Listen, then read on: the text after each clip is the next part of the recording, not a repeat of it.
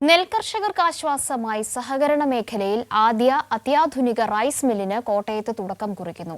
കിടങ്ങൂരിൽ പണികഴിക്കുന്ന മില്ലിന്റെ ശിലാസ്ഥാപന കർമ്മം മന്ത്രി വി.എൻ. വാസവൻ നിർവഹിച്ചു.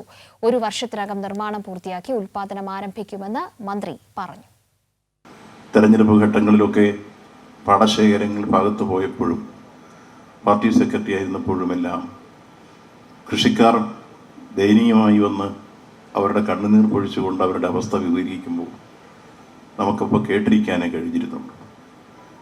മില്ലുകാരുടെ ദയാദാക്ഷിണ്യം കാത്ത് കൊയ്തു വെച്ച നെല്ലുമായി കാർമേഘം കാണുമ്പോൾ ഇടനെഞ്ചു പൊട്ടി കരഞ്ഞുകൊണ്ടാണ് ഈ കൃഷിക്കാർ പാടത്ത് അത് മൂടിയിട്ടുകൊണ്ടിരുന്നത്. ആ രംഗം പലപ്പോഴും കാണാൻ ഇടവന്നപ്പോഴാണ് ഇതിനൊരു പരിഹാരമുണ്ടാവണം എന്നെനിക്ക് തോന്നിയ ഒരു വികാരം. 80 കോടി രൂപ ചിലവിൽ അത്യാധുനിക റൈസ് മിൽ സ്ഥാപിച്ചുകൊണ്ടാണ് നെൽകർഷകരുടെ പ്രശ്ന പരിഹാരത്തിന് സംസ്ഥാന സഹകരണ വകുപ്പ് തുടക്കം കുറിക്കുന്നത്. കോട്ടയം ആസ്ഥാനമാക്കി രൂപീകരിച്ച കേരള പാടി പ്രൊക്യൂർമെന്റ് പ്രോസസ്സിംഗ് ആൻഡ് മാർക്കറ്റിംഗ് സഹകരണ സംഘത്തിനാണ് മേൽനോട്ട ചുമതല.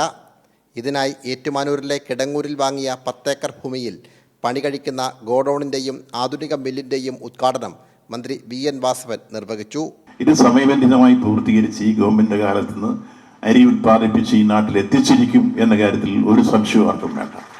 അതുകൊണ്ട് ഒരു നിശ്ചയദാർഢ്യത്തിന്റെ നീക്കമാണ്. ജർമ്മൻ സാങ്കേതിക വിദ്യ ഉപയോഗിച്ചുള്ള മിഷണറികളാണ് ഇവിടെ സ്ഥാപിക്കുക.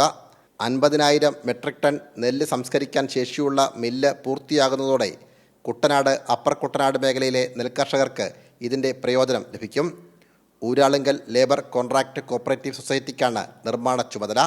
ഉദ്ഘാടന സമ്മേളനത്തിൽ കാപ്കോസ് ചെയർമാൻ കെ.എം. രാധാകൃഷ്ണൻ അധ്യക്ഷനായി. സാംജിത് ആർപ്പൂക്കരയ്ക്കൊപ്പം സനോജ് സുരേന്ദ്രൻ, കൈരളി ന്യൂസ്, കോട്ടയം.